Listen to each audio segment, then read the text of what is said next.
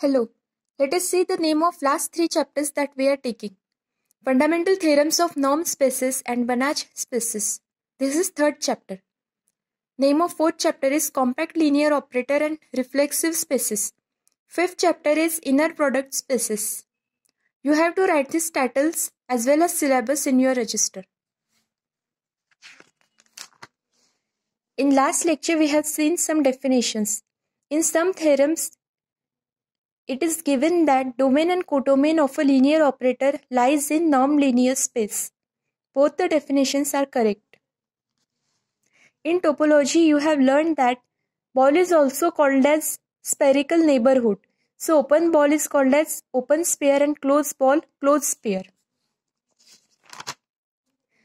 Next definition is continuous operator. Let T from domain of T, subset of capital X to Y, be any operator. X and Y are norm spaces. T is continuous at an x0 belongs to domain of T if for all epsilon greater than 0 there exists delta greater than 0 such that norm of Tx minus Tx0 less than epsilon whenever norm of x minus x0 less than delta. T is continuous if T is continuous at every x belongs to domain of T. Baire category theorem. Every complete metric space is of second category. Navier dense set. A subset E of a metric space capital X is called Navier dense if and only if interior of closure of E is equal to phi. Interior. Interior of E is the union of all open sets contained in E. First category. A set is said to be of first category or major if and only if it can be written as the union of countable number of Navier dense sets. Second category. A set is said to be of second category if it is not of first category. It cannot be expressed as a union of Navier dense sets. From this we can conclude that this was the theorem in last year in topology. If a complete metric space is the union of a countable number of closed sets or only sets, then at least one of them must contain a non-empty open set. Theorem. In second chapter of this paper, you have this theorem. Let capital T from domain of T to Y be a linear operator where domain of T is subset of capital X and X and Y are norm spaces. Then T is continuous if and only if T is bounded. We have two notes to write. In case of continuous map, inverse of closed image is close. Second, a closed subset of a metric space contains a closed ball. Now let us see the first theorem under first title, that is uniform boundedness theorem. Write title uniform boundedness theorem. In exam it may be asked to state and prove, so you have to learn the statement also. The statement is, let B be a Banach space and X be a norm linear space. X is a norm linear space. If Ti, that is set of all linear operators Ti, is a non-empty set of continuous linear operators of capital B into capital X, such that set of all images, that is Ti of X, is bounded subset of capital X for each X in B. Then set of all norms of linear operators is bounded set of numbers.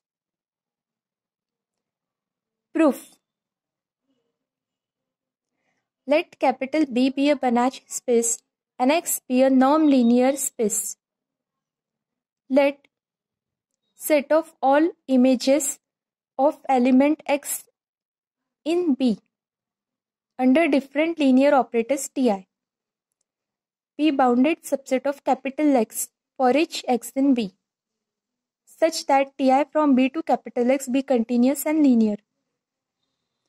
For each positive integer small n, we define a set Fn as Fn is equal to x belongs to capital B such that norm of Ti of x is less than or equal to small n for all of I. We give this number 1. To show that Fn is closed and B is equal to union of n is equal to 1 to infinity Fn. Let x belongs to Fn. This implies an implied by norm of Ti of x is less than or equal to small n for all of I. This implies an implied by Ti of x belongs to a sphere. We call it as Sn, where Sn is a closed sphere. So x belongs to Ti inverse of Sn. In Ti of x belongs to Sn, we put Ti to right hand side. So it is Ti inverse. X belongs to intersection of Ti inverse of Sn. Fn is equal to intersection of Ti inverse of Sn. Sn being a closed sphere, it is a closed set and Ti from B to X is continuous. Hence, Ti inverse of Sn is closed for all of I. Intersection of arbitrary collection of closed sets is closed.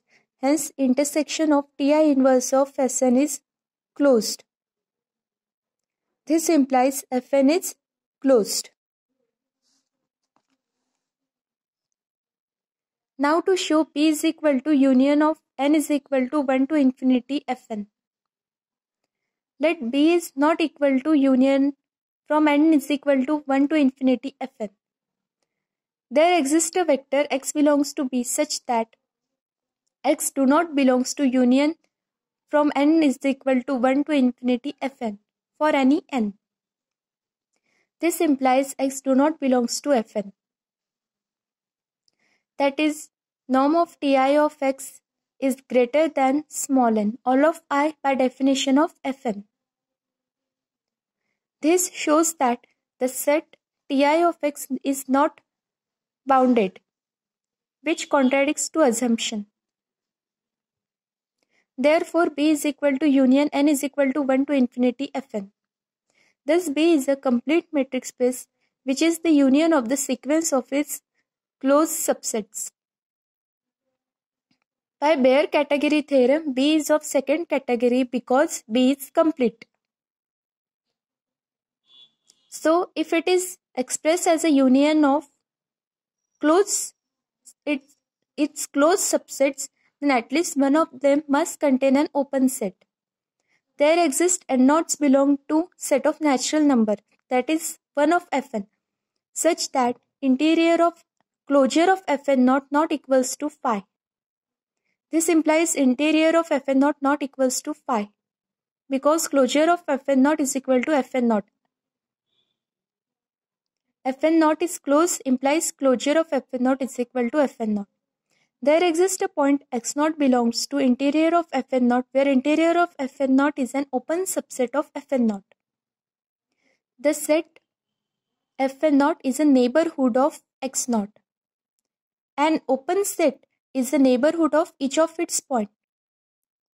Or a set is called as neighborhood of a point x0 if it contains an open set containing point x0. Since Fn0 is closed, there is a closed sphere X such that S is equal to X belongs to B such that norm of X minus X0 less than or equal to R0 subset of Fn0. We give this equation number 3. Now let Y belongs to B be so chosen that norm of Y is less than or equal to 1. Then for every arbitrary fixed I, norm of Ti of Y is equal to norm of Ti of Z upon R0 is equal to 1 upon R0 into norm of Ti of Z. Let Y is equal to Z upon R0. We can take 1 upon R0 outside the norm by property of norm and write Z is equal to Z plus X0 minus X0. This is equal to 1 upon R0 into Ti of Z plus X0 minus Ti of X0. This is because T is linear property of a linear operator. Definition of linear operator is equal to 1 upon r naught into norm of ti of z plus x naught minus ti of x naught. This is less than or equal to 1 upon r naught into norm of ti of z plus x naught plus norm of ti of x naught. This is by property of norm. Let us give this equation number 2. Now x belongs to fn naught implies norm of ti of x naught is less than or equal to n naught. Give this number 4. Norm of z plus x naught minus x naught is equal to norm of z is equal to norm of r naught into y, because we defined y is equal to z upon r naught is equal to r naught into norm of phi by property of norm less than or equal to r naught, because norm of phi is less than or equal to 1. Z plus x naught belongs to capital X by definition of S, which is a sphere.